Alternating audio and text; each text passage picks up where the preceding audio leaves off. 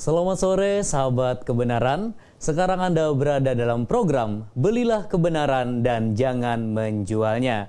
Pada sore hari ini kita telah masuk di episode ke-43 dengan tema Pembaptisan Roh Kudus dan Bahasa Lidah.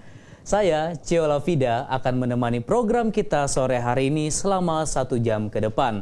Dengan narasumber yang telah ada bersama kita pada sore hari ini, Bapak Dr. Suhento Liau. Selamat sore, Pak. Selamat sore, Cio ya. Iya, apa kabar? Cio dari Kalimantan Tengah ya? Dari Kalimantan Tengah, benar Pak. Iya, Palangkaraya. Palangkaraya. Oke. Bapak, apa kabarnya sore hari ini, Pak? Baik. Puji ya, Tuhan kalau baik. Ya. Kami berharap juga kabar para pendengar semua dan penonton semua baik pada sore hari ini.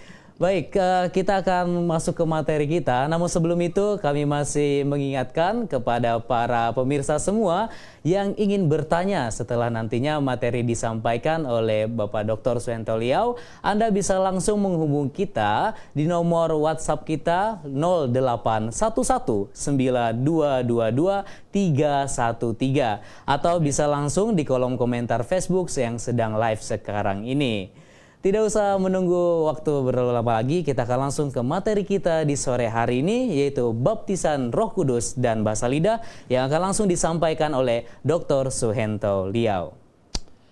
Oke, jadi Bapak Ibu, Saudara sekalian, karena hari Kamis yang lalu baru kita memperingati kenaikan Tuhan, ya. Kembali ke sorga 10 hari kemudian katanya ya 10 hari adalah hari Pentakosta. Kata Pentakosta itu sebenarnya hari ke-50 ya. Hari ke-50 itu artinya dihitung dari Paskah. Jadi 50 hari sesudah Paskah. Nah, terjadi pembaptisan Roh Kudus sebenarnya, pembaptisan Roh Kudus. Tuhan Yesus meminta murid-muridnya supaya jangan tinggalkan Yerusalem, tetapi menantikan janji Bapa. Jadi di Kisah Rasul pasal 1 ya, ayat yang keempat. Pada suatu hari ketika ia makan bersama-sama dengan mereka, ia melarang mereka meninggalkan Yerusalem dan menyuruh mereka tinggal di situ menantikan janji Bapa. Yang demikian katanya, kamu telah mendengar daripadaku, sebab Yohanes membaptis dengan air, tapi tidak lama lagi kamu akan dibaptis ya ke dalam Roh Kudus. Di sini dengan Roh Kudus sebenarnya bahasa Yunaninya itu ya, baptize in the Holy Spirit ya, ya. Nah, jadi memang kalau kita buka kembali di Injil Matius pasal 3, di Injil Matius pasal 3 Rasul Paulus bilang, saya hanya membaptis kalian di ayat yang 11 dari pasal 3. Injil Matius pasal 3.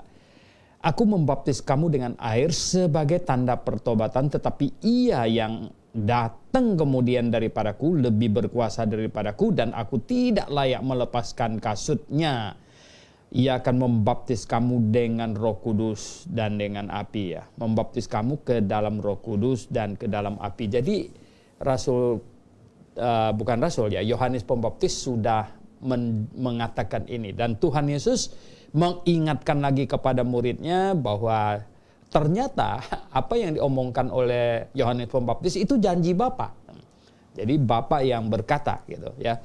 Nah, kamu telah dengar daripadaku, sebab Yohanes membaptis dengan air ya, tetapi kamu tidak lama lagi. Jadi pembaptisan Roh Kudus.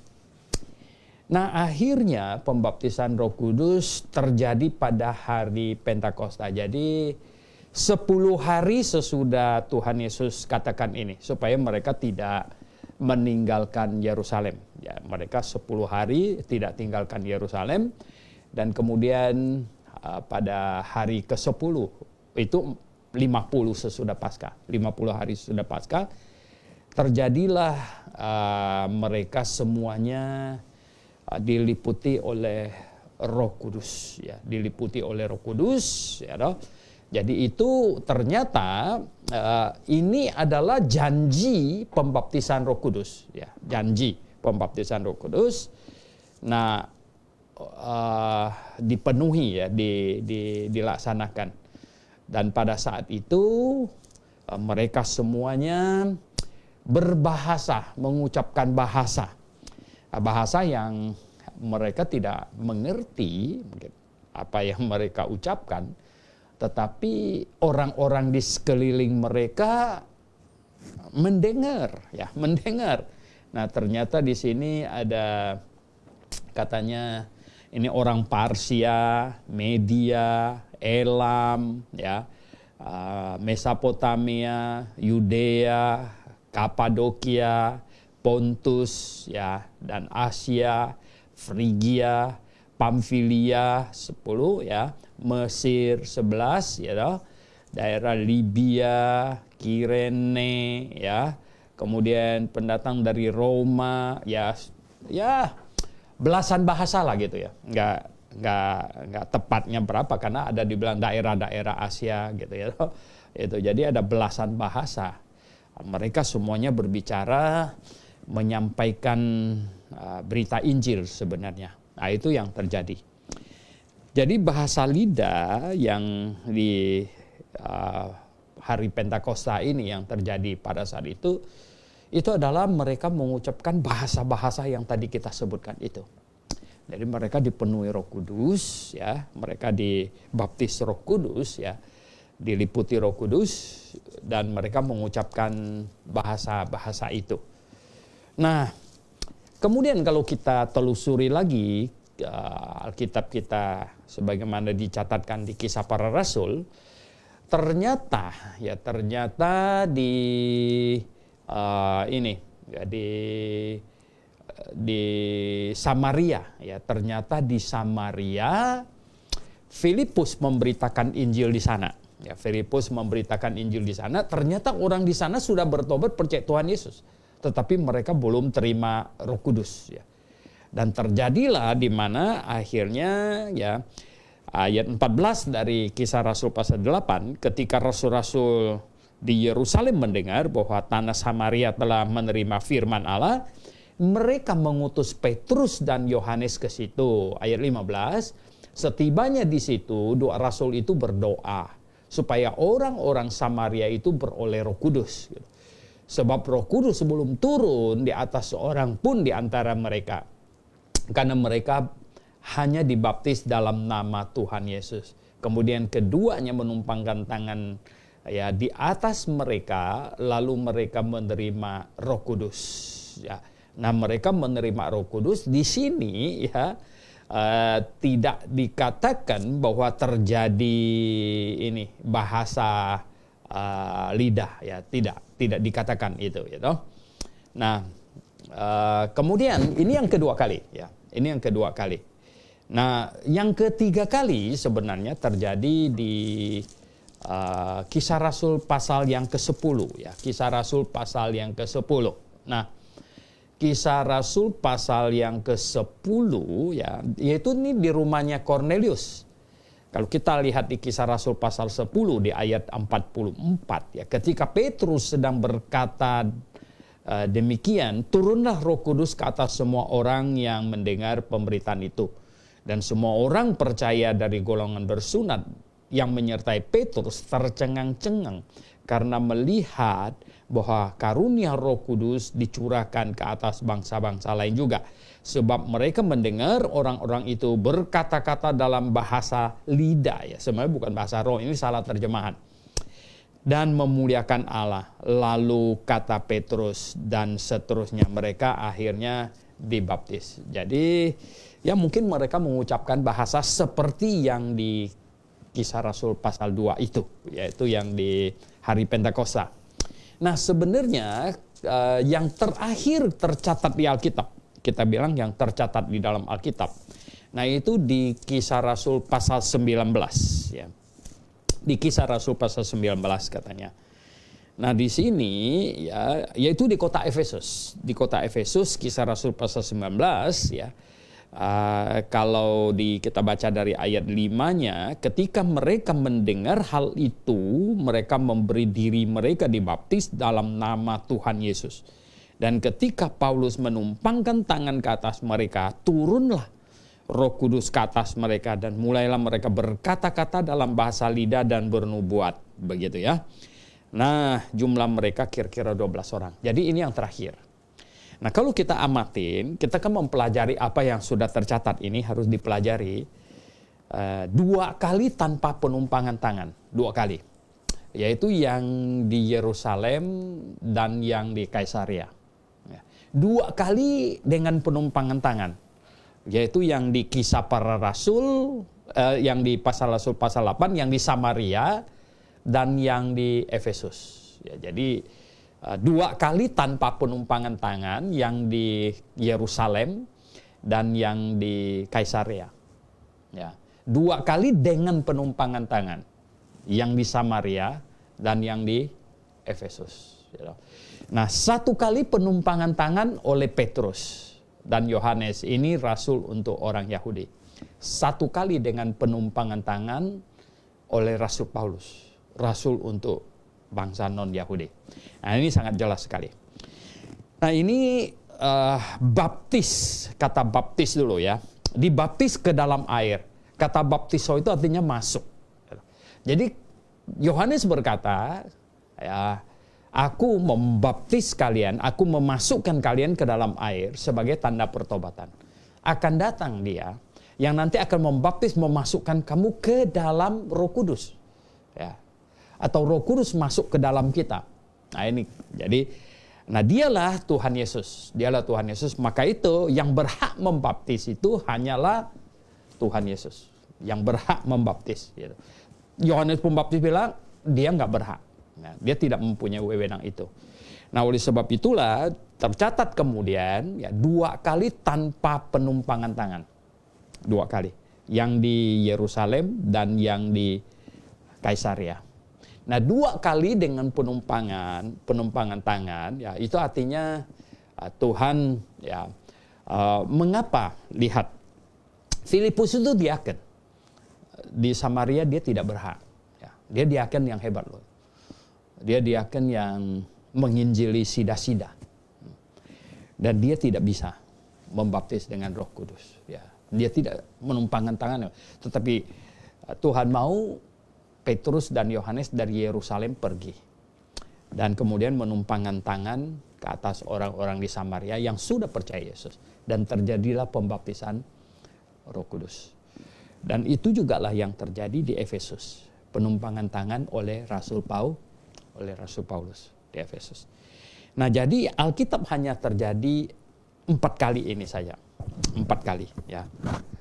Nah 4 kali ini hati-hati. Hati-hati begini, saya ingin katakan bahwa iblis itu mencari celah, wah, ya dong, segala macam. Ya. Dia mencari celah, orang Kristen harus hati-hati. Semua ini dicatat adalah untuk kita pelajari, untuk kita pelajari. Ya, jadi ini hanya 4 kali tercatat. Kelihatannya 4 kali ini adalah menandakan peresmian tahapan pemberitaan Injil atau saksi, ya, saksi. Karena di Kisah Rasul pasal 1 ayat 8 dikatakan, tetapi kamu akan menerima kuasa kalau Roh Kudus turun ke atas kamu dan kamu akan menjadi saksiku di Yerusalem, Yudea, Samaria, sampai ke ujung bumi. Jadi lihat, ada 4 tahapan. Yerusalem, Yudea itu 1 provinsi, Samaria, kemudian ujung bumi. Nah, kelihatannya pembaptisan Roh Kudus yang Tuhan janjikan ini adalah untuk meresmikan tahapan pemberitaan Injil. Hari Pentakosta di Yerusalem, kemudian mestinya Yudea, kalau sesuai dengan urutan itu kan, Yerusalem, Yudea, Samaria, mestinya di Yudea, tapi murid-murid ternyata mereka tidak mengikuti instruksi Tuhan untuk pemberitaan Injil. Mereka tertahan di Yerusalem. Filipus malah bukan rasul yang pergi memberitakan Injil ke Samaria. Nah, maka itu di Samaria akhirnya jadi Yerusalem, Samaria, baru Yudea di rumah Kaisaria, di rumahnya Cornelius di Kaisaria. Itu pun Petrus dipaksa ya, untuk pergi ke rumahnya Cornelius, karena Cornelius ini bukan orang Yahudi. Petrus sampai dipaksa dengan 3 kali penglihatan. Nah, baru Petrus ikut ke rumah Cornelius, maka diresmikan. Kaisaria itu ibu kota Yudea saat itu. Makanya Cornelius ini mungkin pangdam di situ. Ya, dia tentara. Nah, Bapak Ibu Saudara yang saya kasih dalam Tuhan Yesus, kemudian peresmian pemberitaan Injil di Efesus dilakukan. Ya, di Efesus dilakukan. Nah, itu adalah mewakili bahwa sudah Injil diberitakan ke seluruh dunia. Nah, yang menarik Bapak Ibu yang saya kasih dalam Tuhan adalah begini. Di Yerusalem terjadi cuma 1 kali. Dengar baik-baik, cuma 1 kali. Ya. Tidak pernah terjadi 2 kali. Di Samaria cuma 1 kali. Tidak pernah 2 kali. Nah, apakah di Yerusalem sesudah terjadi 1 kali yang hari Pentakosta itu, selanjutnya minggu depan ada orang bertobat terima Tuhan Yesus? Pasti. Bulan depan? Pasti. Dan seterusnya. Nah, apakah pembaptisan Roh Kudus ulang-ulang terus seperti yang terjadi pada hari Pentakosta? Oh, tidak. Ternyata tidak. Mengapa? Karena hari Pentakosta itu sudah terjadi pembaptisan Roh Kudus di Yerusalem. Nah, di Yerusalem selanjutnya, setiap orang yang bertobat dan terima Tuhan Yesus sudah langsung terima Roh Kudus. Sesuai dengan yang Rasul Paulus katakan di dalam Efesus pasal 1 ya. Efesus pasal 1 ayat 13. Ya, jelas sekali di sini dikatakan begini kan ya. Di ayat 13.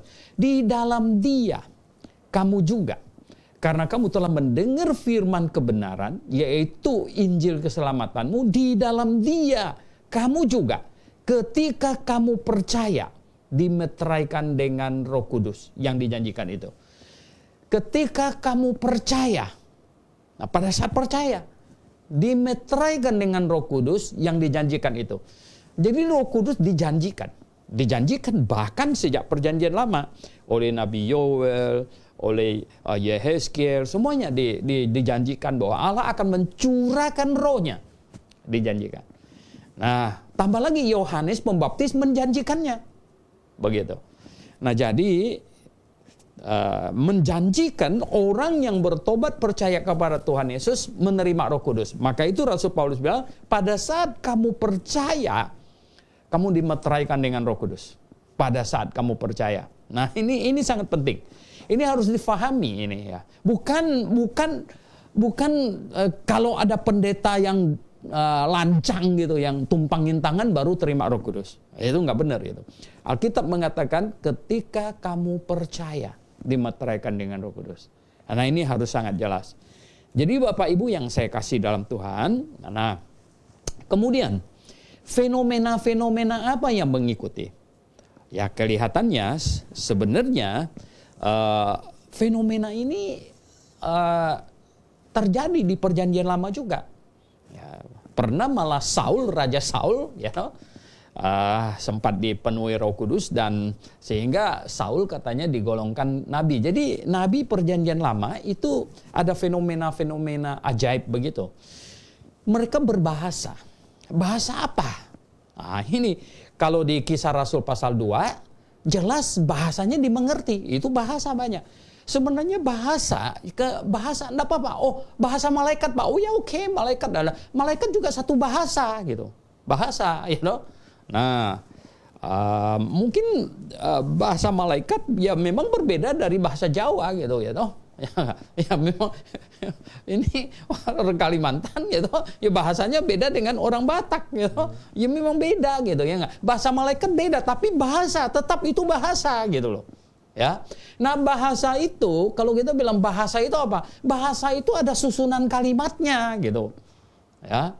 Nggak mungkin satu kata diulang-ulang misalnya gitu ya. Sikala bara itu nggak mungkin, itu bukan bahasa gitu.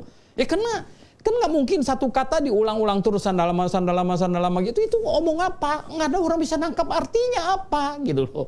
Ya kan? Nah mengapa misalnya gini ya? Kalau di kisah para di Korintus, Paulus bilang kalau tidak ada yang menerjemahkan tidak boleh pakai. Nah orang tanya, ini bahasa lidah yang muncul belakangan ini kok nggak ada penerjemahnya? Karena itu bukan bahasa, mau bagaimana diterjemahkan? Apa yang mau diterjemahkan kalau itu bukan bahasa? Jadi sekarang saya ngomong sama Anda aja, lah kalau gitu gimana mau terjemahin apa artinya kalau udah begitu? Ya nggak bisa diterjemahkan karena itu bukan bahasa gitu loh. Ya, kalau bahasa dimengerti, bisa bahasa itu bisa ada subjek, predikat, ada objeknya, ada keterangannya. Kalimatnya kita tahu ini bahasa, walaupun kita tidak mengerti omongan, tapi kita tahu ini orang sedang memakai satu bahasa. Entah bahasa apa gitu ya. Kita ketemu orang pakai bahasa Rusia, ya memang kita nggak ngerti dia omong apa gitu ya. Tapi kita tahu dia sedang ngomong gitu sesuatu. Nah ini yang sebenarnya ya saya ingin ajak kepada pemirsa sekalian untuk berhati-hati. Berhati-hatinya itu bagaimana ya toh? Karena iblis, you jangan mengesampingkan iblis, saya kasih tahu Anda gitu ya toh. Karena dia seperti singa yang mau ngaum-ngaum ya. Di surat Petrus bilang dia seperti singa yang mau ngaum-ngaum. Jangan anggap remeh dia ya toh. Maka itu dia mencari celah. Ya. Nah, Korintus, sekarang kalau kita lihat di Korintus, ternyata ya di Korintus itu ada kekacauan gitu. Korintus ada kekacauan, ya toh. Kalau kita baca di Korintus itu ada kekacauan ya. Kalau kita baca di Korintus pasal 2 Korintus pasal 11 ayat 4. 2 Korintus pasal 11 ayat 4. Di sini ada ngomong ini. Sebab kamu sabar saja jika ada seorang yang datang memberitakan Yesus yang lain daripada yang telah kami beritakan, atau memberikan kepada kamu roh yang lain daripada yang telah kamu terima, atau Injil yang lain daripada yang telah kamu terima. Nah ini ada menyinggung roh yang lain. Waduh. Nah Bapak Ibu Saudara yang saya kasih dalam Tuhan, ternyata ya Rasul Paulus mensinyalir di Korintus ada aktivitas roh lain, perhatikan. Ada aktivitas roh lain. Aktivitas roh lain bikin apa dia? Jual kue? Enggak lah. Ya bukan itu. Aktivitas roh lain itu apa? Pasti, ya dong. Ngacau dia. Ya, dia bikin kacau-kacau sehingga apa? Terjadilah banyak bahasa yang aktivitas kayak orang kesurupan, begitu ya. Kayak kesurupan. Karena aktivitas roh, gitu. Aktivitas roh ini. Nah, hati-hati gitu ya. Banyak orang Kristen ya, itu saya katakan begini. Sepertinya mereka mau cari yang kacau-kacau gitu. Karena mau cari yang kacau-kacau itulah mereka ikut yang di Korintus. Saya kasih tahu. Banyak gereja mau kasih namanya GBIA Philadelphia, GBIA Antioquia. Ini gereja yang bagus-bagus. Antioquia, Philadelphia. Enggak ada gereja kasih nama gereja Korintus. Nah, kenapa? Ini gereja paling kacau yang tercatat di dalam Alkitab. Korintus. Ya. Kenapa? Ada aktivitas roh lain di situ. Di Korintus. Hati-hati. Ya, aktivitas lain.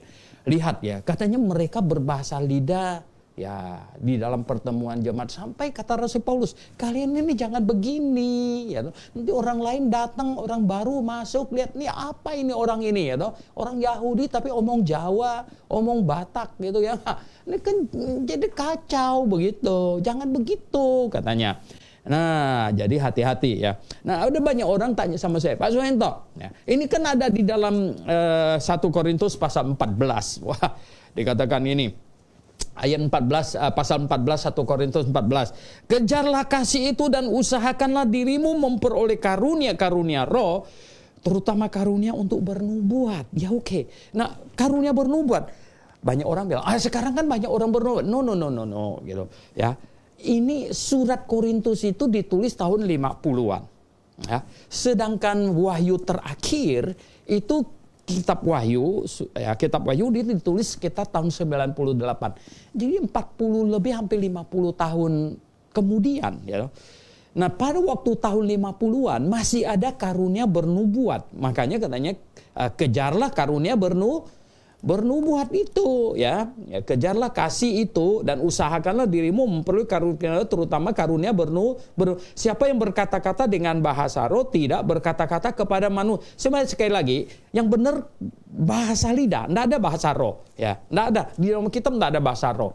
Kalau bahasa roh yang ada itu yang dukun-dukun di Singkawang itu bahasa roh halus namanya, gitu ya. Jadi nggak ada yang namanya bahasa roh. Ya, tidak berkata-kata kepada manusia, tetapi kepada Allah. Mengapa Tuhan memberikan? Misalnya gini, ya orang Yahudi, ya, omong Batak, gitu ya nggak? Ya jelas orang Yahudi di situ tidak mengerti, tetapi Tuhan pasti mengerti pakai bahasa apa saja Tuhan pasti mengerti.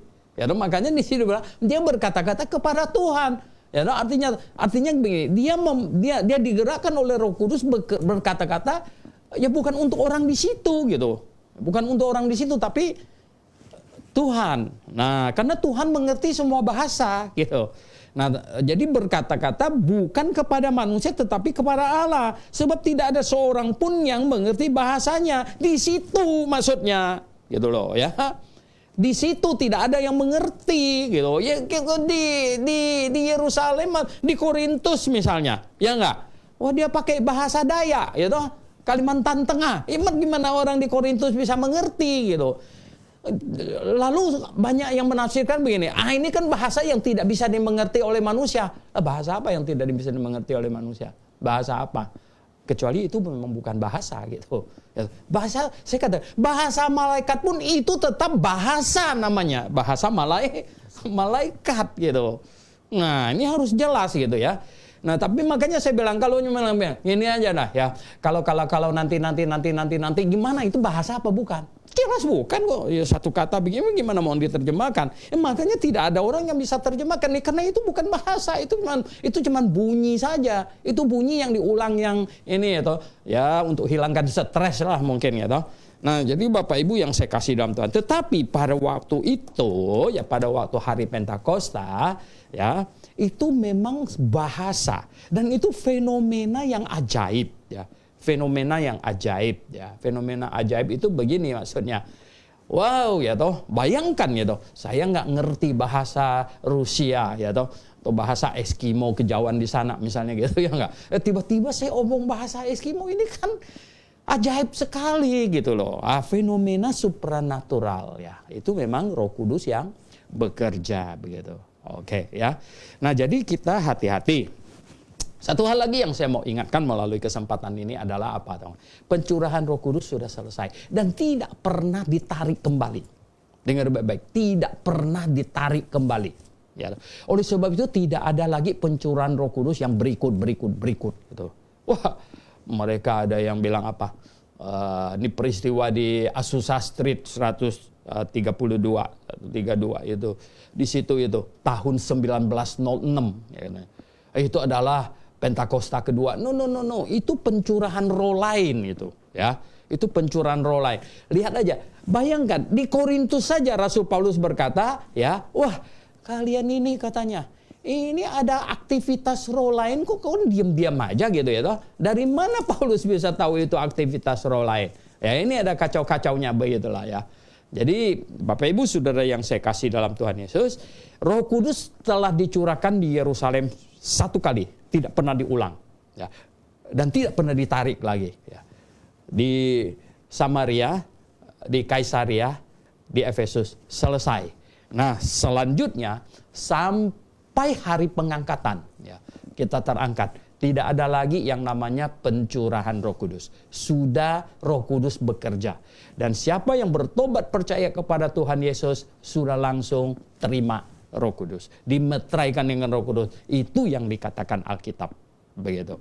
Dan fenomena pada waktu terjadi pencurahan Roh Kudus yang lalu gitu ya, yang lalu adalah apa? Mereka membunyikan bahasa ya, bahasa ya, sekali lagi bahasa, bukan bunyi mantra tapi bahasa gitu, sebagai sebuah tanda sesuatu aktivitas supranatural terjadi begitu.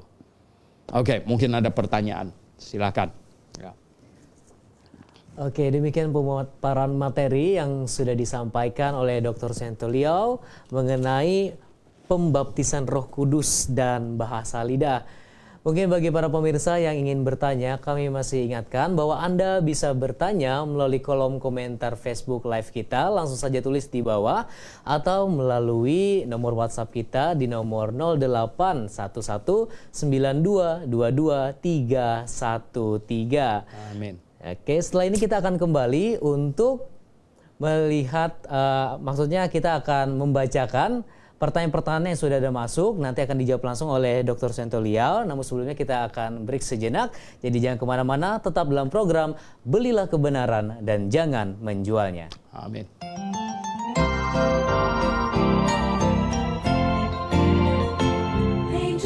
Halo semuanya, bagi Anda pencinta buku-buku rohani Kristen, kali ini kami memperkenalkan satu buku terbitan terbaru dari Grace International Theological Seminary yang ditulis oleh Dr. Stephen N. Stanley dengan judul Kerajaan yang Dijanjikan. Nah, saya akan bocorkan sedikit isi dari buku ini ya. Penjelasannya seputaran janji kerajaan dalam Perjanjian Lama dan Perjanjian Baru. Kapan pengangkatan terjadi? Apa itu tribulasi? Penjelasan penghakiman sangkakala, penghakiman cawan, kembalinya Kristus ke bumi, dan penghakiman-penghakiman lainnya. Dan tentu masih banyak lagi penjelasan-penjelasan penting di dalam buku ini. Buku ini menyajikan kepada pembaca sekalian melalui pembahasan yang alkitabiah. Dengan pemaparan yang induktif, apa isi dari pengharapan umat Allah sepanjang zaman dari Perjanjian Lama hingga Perjanjian Baru. Bagi Anda yang tertarik dengan buku ini, harganya terjangkau loh. Anda dapat hubungi di toko buku Grace di 02164714156 atau di nomor 081315863518. It's a song all the angels cannot sing. I once was lost, amazing grace, but now I'm found. Now I'm found. Masih bersama kami dalam program Belilah Kebenaran dan Jangan Menjualnya. Kita tadi telah menyaksikan bersama pemaparan materi mengenai pembaptisan Roh Kudus dan bahasa lidah. Sekarang kita akan masuk dalam sesi tanya jawab. Bagi para pemirsa yang masih punya pertanyaan-pertanyaan dan belum sempat diketik, kami persilakan untuk ketik terlebih dahulu dan bisa langsung kirimkan di kolom komentar Facebook kita atau di via WhatsApp kita di nomor 081192222313. Baik, Pak Suhento, kita sekarang akan bacakan pertanyaan yang sudah ada masuk di kolom komentar Facebook kita. Ada dari Pak Tobito Obi. Selamat sore Pak Suhento, Maranatha. Selamat sore, Maranatha. Oke, kita akan langsung bacakan pertanyaan yang pertama. Katanya, sewaktu Yohanes membaptis, apakah sudah terjadi juga baptisan Roh Kudus? Oh, tidak. Kan Yohanes Pembaptis bilang dia tidak layak untuk melakukan itu, ya. Nanti akan dilakukan oleh dia yang dia membuka tali kasutnya saja tidak layak. Ya, jadi belum waktu itu. Oke, jadi jawaban sudah jelas bahwa belum ada baptisan Roh Kudus saat itu. Lalu pertanyaan kedua, masih banyak seperti ini Pak pertanyaannya ya. Apa yang dimaksud dengan penuh Roh Kudus? Saat kapan terjadi? Dan apakah tidak 24 jam? Dan apakah selamanya manusia penuh dengan Roh Kudus? Oh, ya. Nah, istilah penuh Roh Kudus sebenarnya cuma ditemukan di Efesus pasal 5. Ya. Jadi di Efesus pasal 5 di ayat yang ke-18. Ya. Efesus pasal 5 ayat 18 katanya, dan janganlah kamu mabuk oleh anggur, karena anggur menimbulkan hawa nafsu, tetapi hendaklah kamu penuh dengan Roh Kudus. Nah, akhirnya istilah penuh dengan Roh Kudus ini menjadi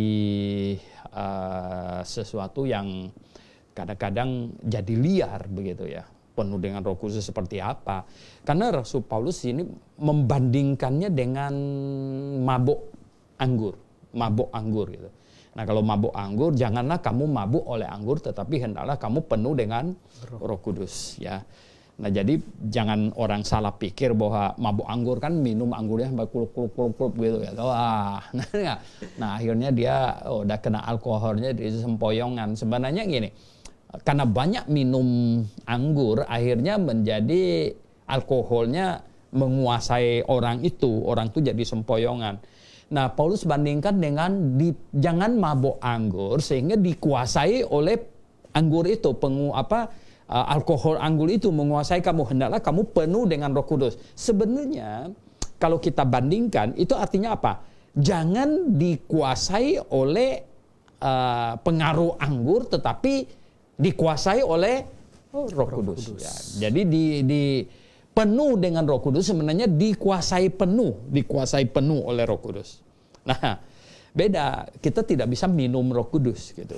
Ya, tidak bisa minum Roh Kudus karena Roh Kudus itu pribadi. Jadi kita tidak minum Roh Kudus. Nah, supaya dikuasai penuh oleh Roh Kudus, ya Roh Kudus berkuasa penuh atas kita seperti anggur menguasai orang itu, mempengaruhi orang itu adalah apa? Yaitu sebenarnya karena Roh Kudus itu pribadi berarti apa? Ketaatan. Jadi kita harus taat. Kalau kita taat kepada Roh Kudus, maka kita dikuasai penuh oleh Roh Kudus, gitu. Dikuasai penuh oleh Roh Kudus. Nah, sekarang supaya kita bisa taat apa? Berserah dan tahu apa yang diinginkan oleh Roh Kudus, ya kita cari tahu apa yang diinginkan oleh Roh Kudus, kemudian kita taat, maka kita akan dikuasai penuh oleh Roh Kudus. Nah, apa yang diinginkan oleh Roh Kudus? Tidak mungkin di luar Alkitab. Ya, tidak mungkin di luar Alkitab. Jadi kita baca Alkitab, kita pelajari Alkitab, kita taati Alkitab, sama dengan kita taati Roh Kudus, sama dengan kita dikuasai penuh oleh Roh Kudus. Dikuasai penuh. Oke, jadi saat kapan, kalau ditanya tadi kapan Roh Kudus itu katanya memenuhi manusia? Saat manusia itu taat. Iya. Nah, kalau misalnya tadi Bapak bandingkan kan di Efesus dikatakan dibandingkan dengan minum anggur. Kalau minum anggur lalu mabuk kan itu ada durasi waktunya, Pak. Sekian lama dia mabuk. Nah, kalau kepenuhan Roh Kudus tuh apakah ada durasi waktunya juga seperti yang ditanya Pak Tobi tadi atau selamanya? Begini, selama dia mentaati Roh Kudus, berarti orang itu dikuasai penuh oleh Roh Kudus. Selama ia mentaati Roh Kudus. Betul. Ya, selama orang itu mentaati Roh Kudus, maka itu artinya orang itu memang dalam posisi dikuasai penuh oleh Roh Kudus. Jadi tidak ada batasan durasi. Tidak ada batasan durasi. Ya. Oke, baik. Sebelum kita lanjut ke pertanyaan selanjutnya dari Pak Tobi, kita ada juga pertanyaan dari Kenzo. Ya. Menurut pendapat Bapak, bagaimana dengan kalangan karismatik, Pentakosta? Mereka katakan mereka sedang dipenuhi oleh Roh Kudus sehingga bisa berbahasa roh. Mengapa Bapak katakan dipenuhi roh halus? Iya.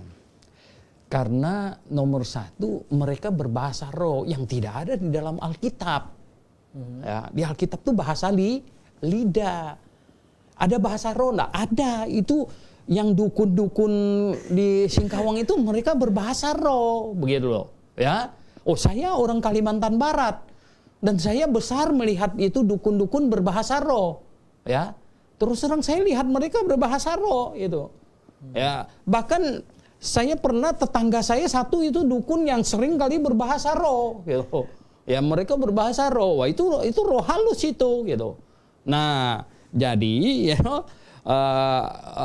itulah yang terjadi gitu. Nah, sekarang kalau orang datang kepada saya, ya saya tidak mau sebut gereja. Saya tidak pernah bicara soal gereja ya, nama gereja tidak. Ya ada kalau kelompok Kristen bilang gitu, dia berbahasa lidah. Saya tanya, kamu dapat dari itu dari mana? Sekarang saya tanya, itu dapat dari mana? Coba. Ya, dapat dari mana? Roh apa yang bekerja di dalam hatimu yang aktif? Bagaimana kamu tahu? Itu Roh Kudus apa roh iblis? Gitu. Ya, itu sama dengan yang di dukun-dukun yang di Kalimantan Barat, yang tatung itu, yang di Singkawang itu. Sama dengan itu atau beda? Coba bagaimana cara kamu taunya? Ya kan? Tidak ada mereka cara untuk taunya. Makanya Tuhan tidak mau hari ini kita ditaruh dalam posisi yang tidak pasti gitu. Tuhan tidak mau, ya. Itu sangat bahaya gitu. Ya makanya mereka bilang, ya, lalu bagaimana rasul-rasul tahu? Nah, ini banyak orang ini mereka kebingungan begini ya. Ada mereka mimpi ya. Mimpi ini bahkan ada pendeta besar mimpi. Terus dia bilang mimpinya itu dari Tuhan. Saya bilang ngawur ini ya. Bagaimana kamu tahu mimpi kamu itu dari Tuhan? Sudah berapa banyak kamu mimpi? Saya satu malam kadang-kadang bisa 2-3 mimpi gitu. Bagaimana kita tahu mimpi kita mana yang dari Tuhan? Ya toh? Bagaimana? Nah, kalau ada 1 miliar orang mimpi di dunia ini, bagaimana tahu mimpi siapa yang dari Tuhan? Tidak bisa. Tidak ada yang bisa tahu begitu. Nah, lalu mereka bilang begini, Pak Suhento, lah bagaimana tahu itu mimpinya Yusuf dari Tuhan? Nah, mereka lalu ngomong, no. Ya, kalau Yusuf sendiri yang cerita, saya nggak mau percaya. Bagaimana kita tahu Firaun punya mimpi dari Tuhan? Saya bilang, kalau Firaun yang cerita, saya tidak percaya. Tetapi karena semua itu ditulis di dalam Alkitab, maka saya percaya. Jadi saya bukan percaya Firaun, bukan percaya Nebukadnezar apalagi itu. Saya percaya Alkitab. Karena ditulis di dalam Alkitab, maka saya percaya. Gitu. Nah, sementara si Edi, si Tony, si Udin segala mimpi, kenapa saya masih percaya? Ya. Begitu. Kenapa saya masih percaya? Bahwa mimpi dia itu dari Tuhan. Nah, bagaimana cara membuktikan bahwa itu betul mimpinya dari Tuhan? Begitu. Nggak ada, nggak bisa. Sama dengan kasusnya dengan bahasa. Dia bahasa apa? Dia bilang Roh Kudus yang ngomong. Bagaimana kamu tahu itu Roh Kudus? Bukan roh iblis. Coba. Ya, bagaimana cara kamu tahu? Nggak bisa. Loh, itu kan seperti yang ditulis dalam Alkitab. No. Yang di Alkitab tulis itu saya bukan mempercaya, saya percaya Alkitab. Saya percaya Alkitab diinspirasikan. Maka semua yang ditulis dalam Alkitab itu benar. Begitu. Ya kan? Okay. Sementara siapa itu, bagaimana saya tahu itu benar apa salah? Karena Tuhan tidak mau kita ada di dalam situasi yang kacau balau begitu. Maka itu Alkitab selesai, kita tidak di dalam keadaan kacau balau begitu lagi. Ya, sekarang segala sesuatunya sangat jelas. Gitu. Oke, sudah dijawab pertanyaan tadi dari Facebook, nama Facebook Kenzo. tadi Kenzo. Ya. Tadi ada tersinggung dikit oleh Bapak bahwa katanya di dalam Alkitab tidak ada yang bahasa roh. Tapi bukankah di Alkitab kita bahasa Indonesia itu tidak ada tulisan bahasa lidah? Semuanya tulisannya bahasa roh aja Pak gitu. Dalam bahasa Yunaninya itu glosa laleo. Glosa itu lidah. Mereka terjemah tidak ada kata roh. Roh itu pneuma gitu ya. Kecuali ada pneuma laleo, nggak ada gitu. Nah, jadi itu sebenarnya kesalahan penerjemahan bikin kacau-kacau. Makanya saya bilang, Pak, ada bahasa roh ada nggak? Saya bilang ada bahasa roh, tapi bukan yang di dalam Alkitab. Gitu. Ya, bahasa roh itu yang dipakai oleh dukun-dukun itu. Itu bahasa roh gitu. Yang di dalam Alkitab itu namanya bahasa lidah. Makanya di bahasa Inggris diterjemahkan speaking in tongue. Tongue, lidah ya. Iya, tongue, lidah. Bukan speaking in spirit. Nah, ada macam begitu punya gitu. Oke. Jadi hanya kesalahan tafsiran bahasa di Indonesia. Tapi kalau di dalam bahasa Yunani tetap menggunakan bahasa lidah kalau diterjemahkan. Oke, kita akan lanjut ke pertanyaan berikutnya. Dan kita sekarang beralih ke pertanyaan masih Pak Tobito Obi. Bapak pernah mengatakan kalau karunia roh yang berhubungan bernubuat sudah berhenti, tetapi karunia yang tidak berhubungan nubuat masih jalan. Berarti karunia roh melayani, memimpin, menasehati, mengajar, apakah masih jalan? Artinya tanpa belajar bisa lakukan itu. Ya, makanya sekarang kan begini. Ini memahami ini karunia Roh Kudus ya. Pada waktu Injil start awal diberitakan, ya, Roh Kudus memberikan banyak murid-murid karunia. Nah, karunia ini diperlukan ya karena apa? Keperluan pada waktu itu, keperluan. Ya. Sehingga rasul-rasul diberi karunia pengetahuan, diberi karunia pengetahuan apa? Misalnya gini, jelas Matius diberi karunia pengetahuan tentang pencobaan Tuhan Yesus. Lihat Tuhan Yesus dibawa ke padang gurun 40 hari 40 malam, Matius ada ikut, gitu. Yang nggak ada, gitu. Dari mana dia tahu? Gitu. Dan kemudian Tuhan Yesus dibawa ke bumbung bait Allah katanya. Matius ada ikut di bawahnya lihat? Enggak ada gitu. Nah, penulisan Alkitab yang hari ini ada di tangan kita itu adalah karunia pengetahuan. Gitu loh. Dan itu sudah selesai. Nah, hari ini gitu, lalu manusia dapat pengetahuan banyak. Lu tahu bumi ini bulat, itu karena sekolah gitu. Ya kan? Lu tahu banyak hal, tahu komputer dan bisa bikin handphone, mencet ini segala macam. Wah, nah hari ini bagaimana kita membedakan mana itu karunia Roh Kudus dan mana itu hasil belajar? Nggak bisa gitu, ya nggak? Ini satu orang pinter main piano, waduh jagonya bukan main gitu ya. Dia bilang tuh karunia dari Tuhan. Tapi ditanya latihan nggak? Ada 1 hari 4 jam. Lah kita tanya ini orang hasil latihannya atau dikasih nggak ada bikin apa-apa tiba-tiba pinter gitu. Itu dikasih namanya. Begitu.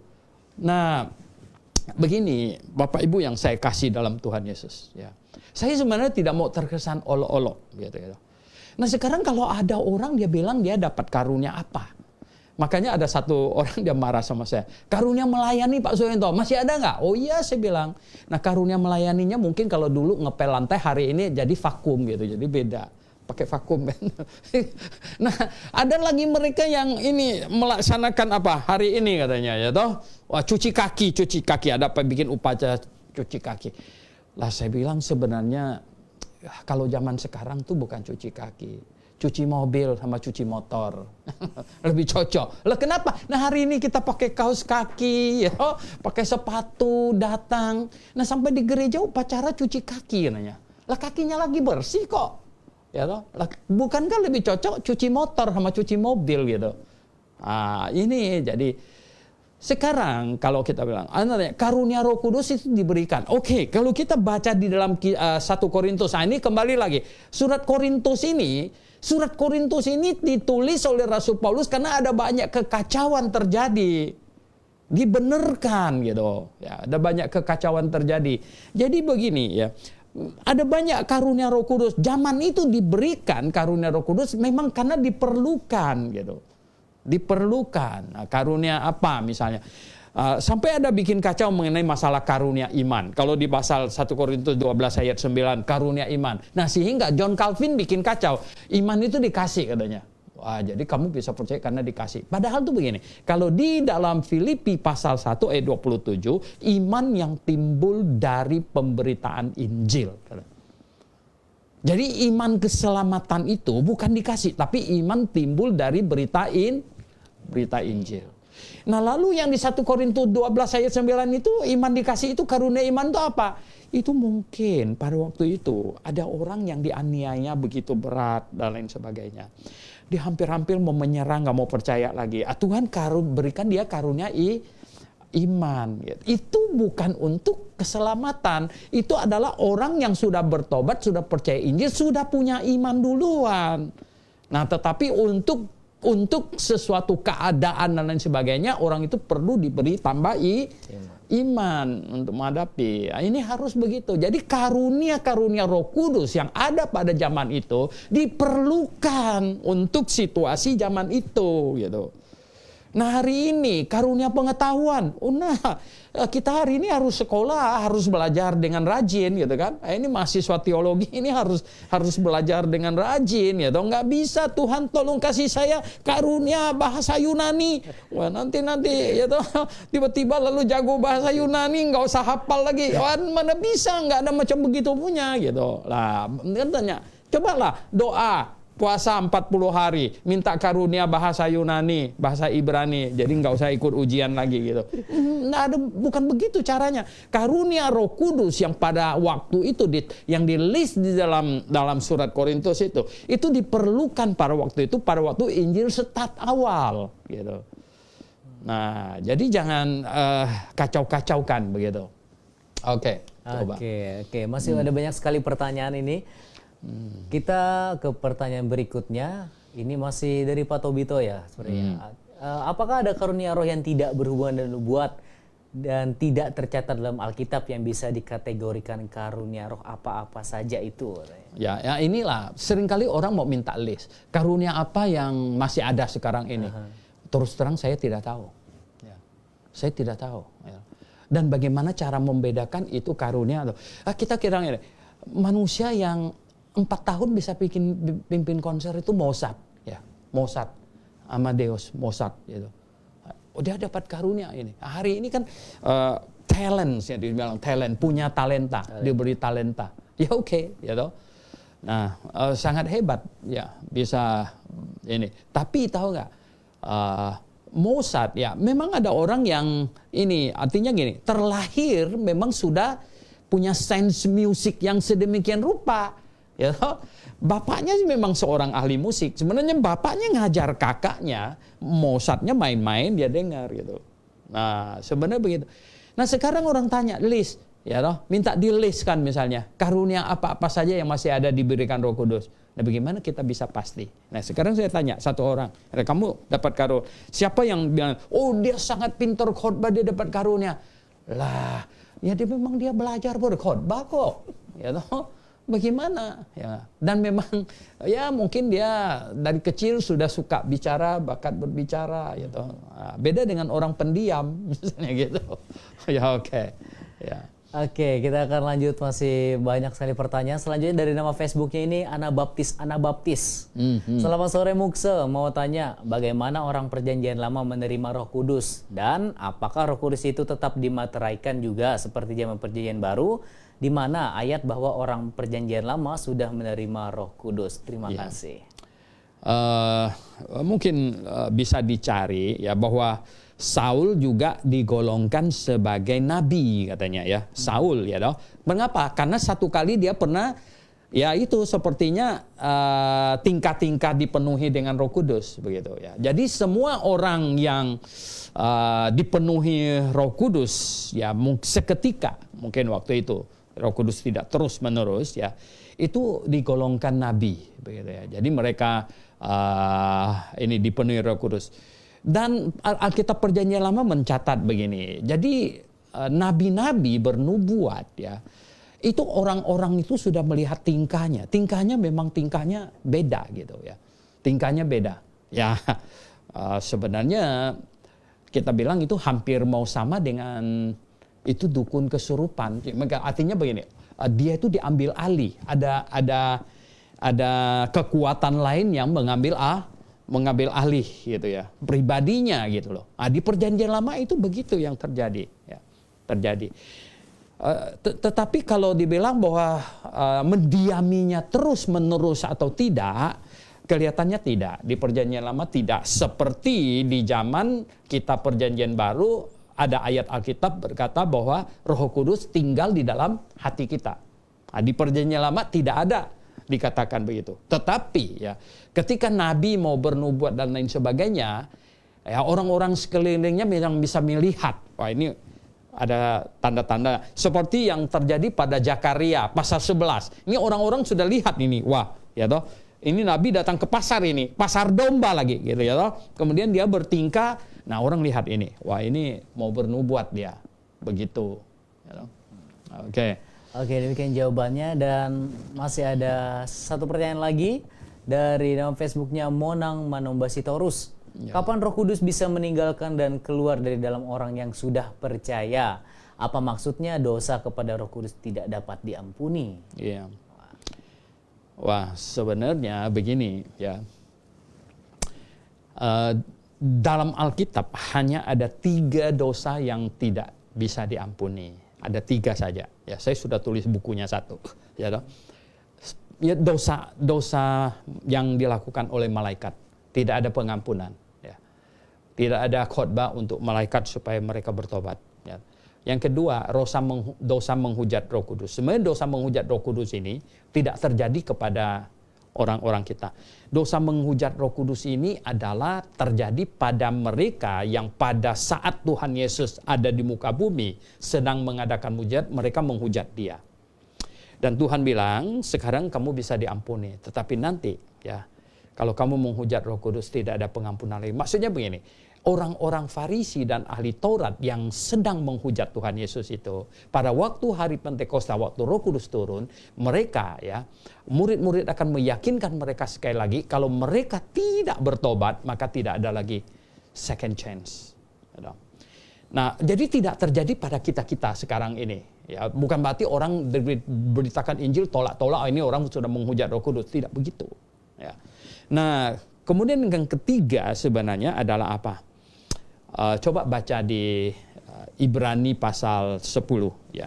Ini baca di Ibrani pasal 10. Di Ibrani pasal 10 ya, di ayat yang ke-26 ya. Ibrani pasal 10 di ayat yang ke-26. Coba baca ya. Coba baca. Ibrani pasal 10 ayat 26. Sebab jika kita sengaja berbuat dosa sesudah memperoleh pengetahuan tentang kebenaran, maka tidak ada lagi korban untuk menghapus dosa itu. Dosa apa? Yang tidak ada lagi korban untuk menghapusnya. Dosa apa? Ya.